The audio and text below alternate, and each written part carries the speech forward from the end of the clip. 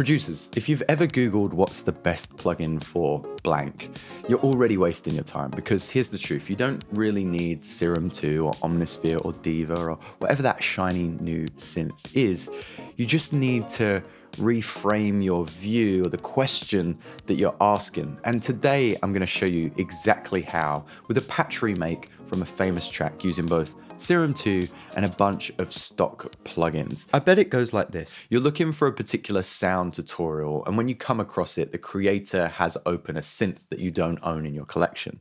They drag in some wavetables, slap on some effects, manipulate, and bam, they've recreated the sound from that song you love. And you're sitting there thinking, well, I guess I now need to purchase X synth. I've been there. I used to obsess over what synth or plugin someone was using. Like, if I just bought that, I'd instantly unlock pro sounding tracks. But that's the wrong mindset, and I know you know this too, because the right question isn't what plugin do I need? It's actually, what sound am I trying to achieve? And this is such a healthy, helpful question that has you chipping away at the right components. I'll show you. Okay, so take this patch for example. I followed a tutorial that used Serum 2 to remake Oscar Medkay's track. And sure, Serum 2 makes it easy, its visual is powerful, lots of effects built in, but the kicker is I didn't really learn anything, I just copied. Sure, I purchased Serum 2, but outside of following this paint by numbers tutorial, I didn't really have the knowledge to make this preset my own. I really want to understand sound design, and this is totally achievable. Under Serum 2, I have Wavetable, and with the same chord progression, I know I need to start with a saw wave, so I have that on Oscillator 1. Oscillator 2, I'm going to go with a manipulated sine to give me tone, and turn that up from 0 until I get something close. I know I need to use a filter next, so I'll get generally the right tone with the filter before coming over to my mod sources and setting my amplitude right. With envelope 2, I'm going to tie this to the filter frequency inside the matrix to give me the right filter response that I need. We're super close now. All I need to do is add a little bit of space with reverb, some delay,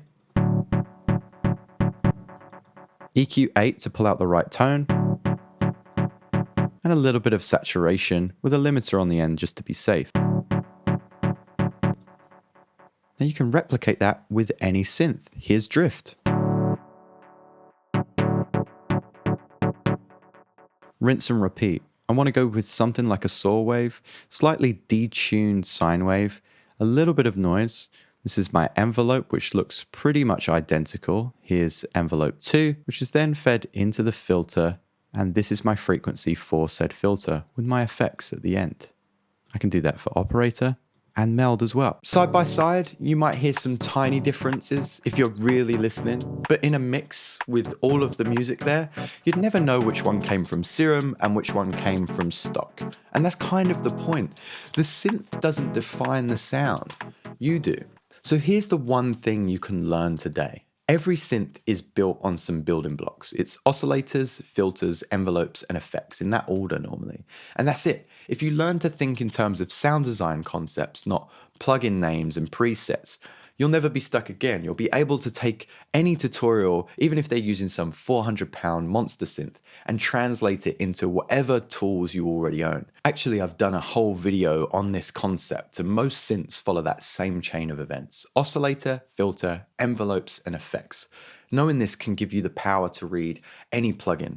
And actually, understanding this will help you find your way around any hardware synth as well normally. I'll leave that video checkmarked in the top corner. So now I want to leave you with a challenge for the next time you sit down at your door. Find a Serum tutorial or something that isn't in your collection if you already own Serum.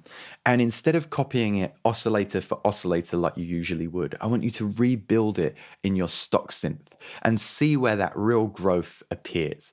Because producers get kind of stuck in this cycle of gear lust, always thinking the next plugin will be that magic bullet. But trust me, if you can't make a good sound with stock tools, you won't magically make one with Serum 2. On the flip side, if you can make great sounds with stock tools, then when you do pick up something like Serum 2 or Omnisphere or Diva, you'll unlock 100 times more from it because you'll actually understand the principles. So next time you're tempted to ask what's the best synth for insert sound here, Remember, it's the wrong question. Ask instead, what sound am I trying to make and how do I build it? That's how you grow as a producer, and that's how you can save yourself a ton of money chasing plugins you don't actually need. And if you want to drop your most common, well, what's the best tool for this sound question, then do so in the comments, because I'd love to turn those into mini episodes as well. Oh, and if you want to see me tackle drums next with a similar short kind of episode, hit that like button. I've got a whole rant prepared on sample packs versus stock drums and creating humanization that I think you're really going to love. Thank you as always for swinging by, and I'll catch you next time. Oh, and this video was sponsored by DistroKid. I've been banging on about them in my videos for like 5 years now, which I think is testament enough. If you want to release music on all the best and newest platforms, as well as get access to playlists and great marketing tools, use the affiliate link in the description. I think students currently get 50% off, so take advantage of that if you're heading back to school.